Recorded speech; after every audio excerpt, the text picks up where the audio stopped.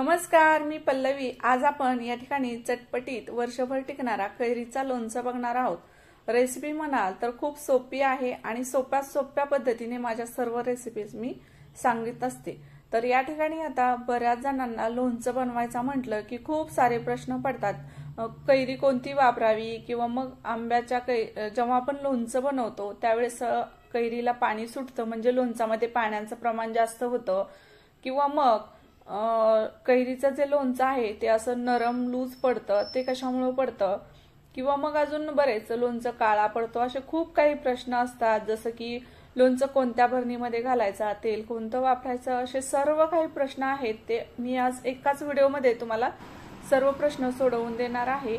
आणि त्याचबरोबर हा लोणचं मी फक्त अर्धा किलो कैरीचा बनवलाय, कारण की जे नवीन लोणचं बनवतात त्यांच्यासाठी खूप सारा लोणचं एका नवीनच बनवता वेळेस नको वाटतं, म्हणून फक्त अर्धा किलो कैरीचं प्रमाण तुम्हाला मी अचूक सांगितलेलं आहे। आणि लोणचाची रेसिपी म्हणाल तर तुम्हाला सांगितलं खूपच सोपी आहे।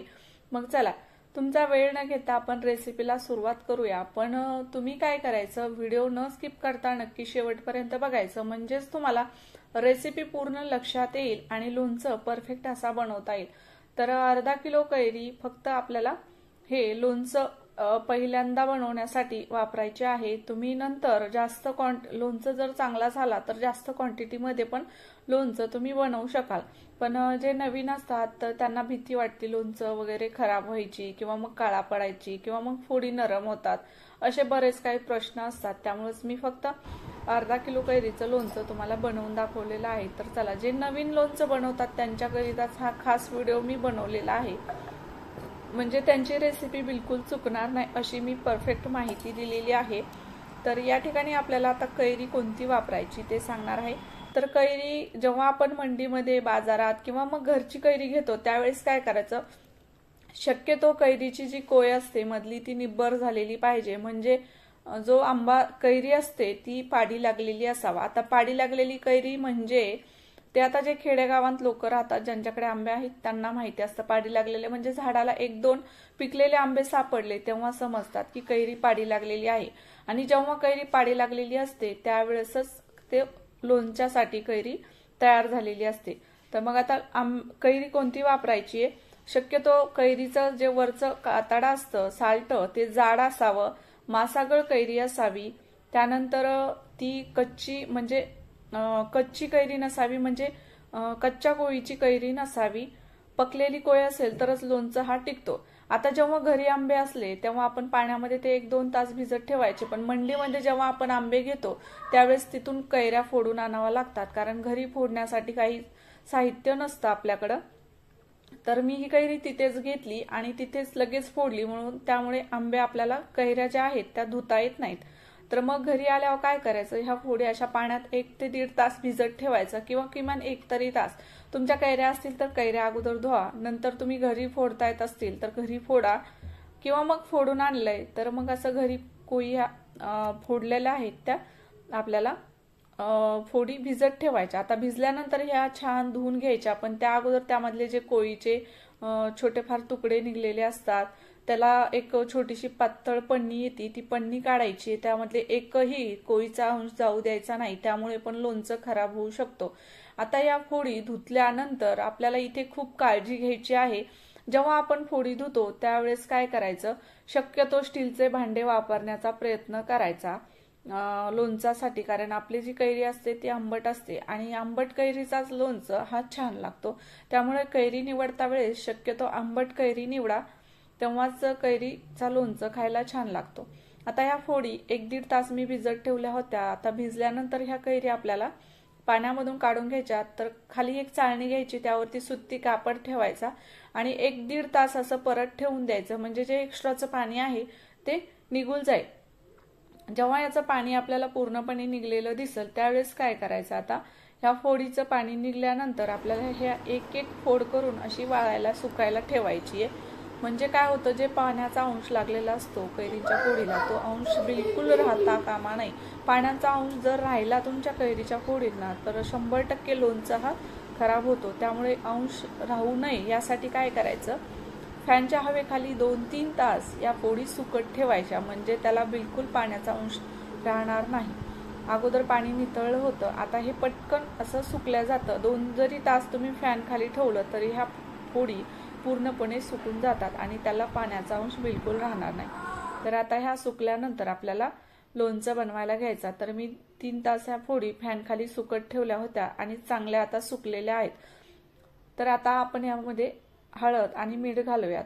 तर पद्धत थोडी वेगळी आहे, पण या पद्धतीने काय होतं, तुम्हाला म्हटलं ज्यांचा लोणचं फोडी आहेत त्या लूज पडतात, नरम पडतात, तर डायरेक्ट जर तुम्ही लोणचं बनवला तर मग तुमच्या फोडी त्या नरम लूज होतात. म्हणून काय करायचं, तसं होऊ नये म्हणून अगोदर काय करायचं, अर्धा किलो कैरी असेल तर 1-2 चमचे हळद घाला आणि 2 चमचे मीठ घाला.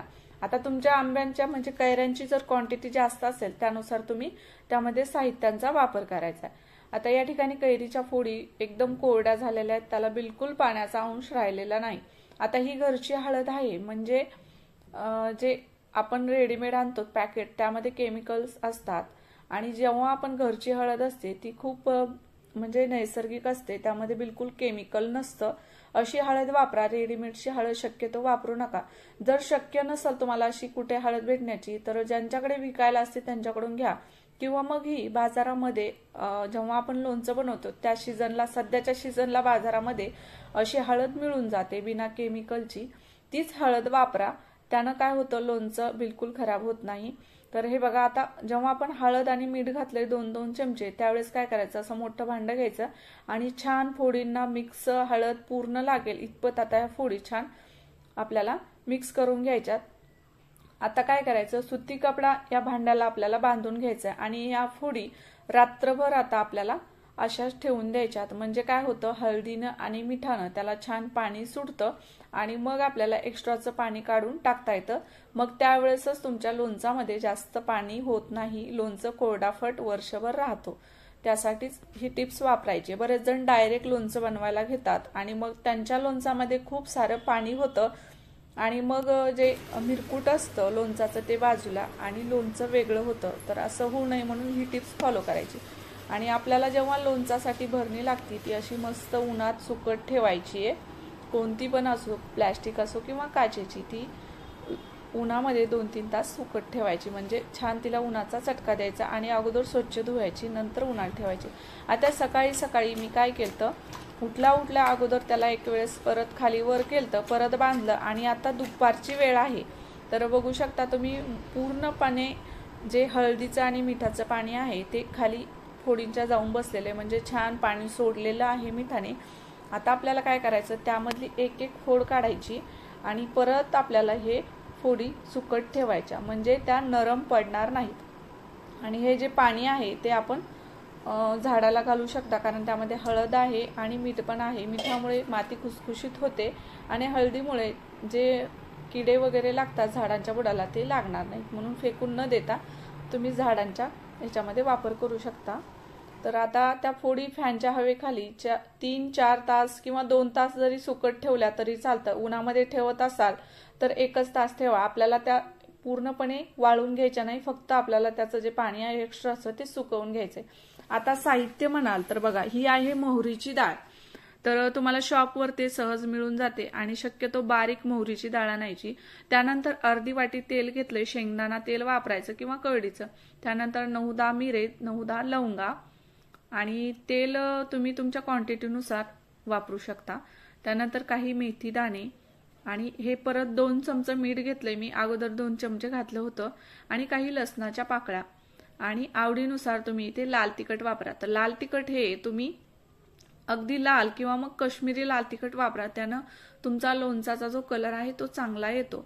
आता ही डाळ जी आहे तर ही आपण अगोदर अर्धी डाळ मिक्सरला फिरवून घेऊ, म्हणजे जे आपल्या लोणचाचा मिरकूट आहे तो छान बनतो, म्हणजे लोणचांच्या फोडीला व्यवस्थित लागतो. डायरेक्ट डाळ घालाल पूर्ण अख्खीच्या अख्खी तर ती एखाद्या वेळेस पूर्णपणे चिटकत नाही, म्हणून अर्धी डाळ मिक्सरला छान अशी बारीक करून घ्यायची. अगदी बारीक पिठासारखी पण नाही, थोडीशी चरचर ठेवायची, हे बघा अशी, आणि फिरवून घ्यायची.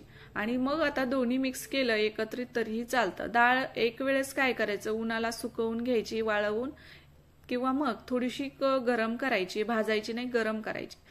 तर आता जे तेल घेतलंय आपण शेंगदाण्याचं, ते तेल आपण अगोदर कडून घ्यायचंय. कोणतंही तेल वापरा, पण कडलेलं तेल वापरायचंय, कच्चं तेल डायरेक्ट घालायचं नाही लोणचामध्ये। आता हे बघा, शेंगदाण्याचं तेल असलं की गरम व्हायला लागलं की त्याच्यामधून धूर निघायला लागतो।